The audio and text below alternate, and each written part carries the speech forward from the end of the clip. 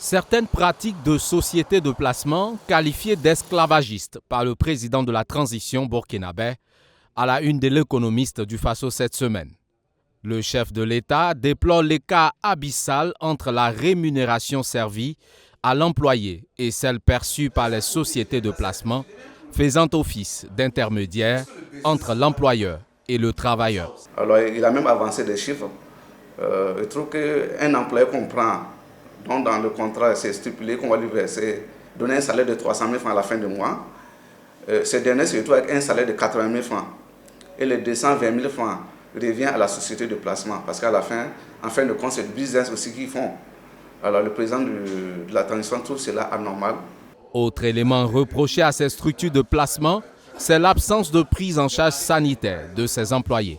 Il reproche aussi à ces sociétés de placement de ne pas faire bénéficier aux employés qui placent là de couverture sanitaire adéquate, de ne pas les faire bénéficier d'assurance, parce que certains ne sont pas déclarés au niveau des caisses de prévoyance, notamment la Caisse nationale de sécurité sociale et au niveau de la Carrefour.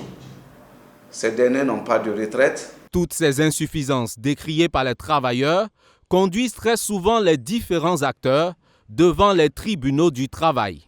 C'est pourquoi l'exécutif veut mieux réguler et assainir le secteur de ces sociétés privées qui recrutent du personnel pour les mettre à la disposition d'une entreprise exprimant un besoin de ressources humaines.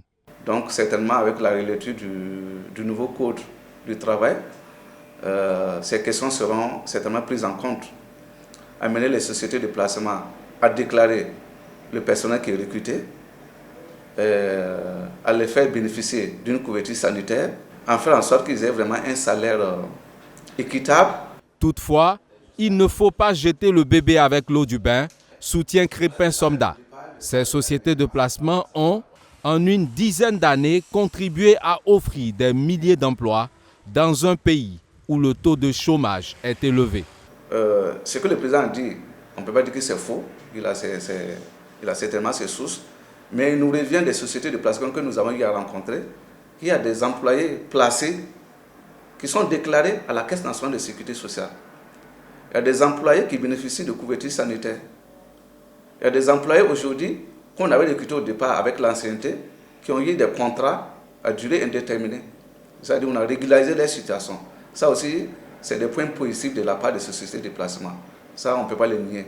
À la date du 15 janvier dernier, le ministère en charge du travail dénombre 92 sociétés de placement titulaires d'un agrément, dont 88 à Ouagadougou, 3 à Bobo-Dioulasso et 1 à Niankoro-Dougou dans la région des Cascades.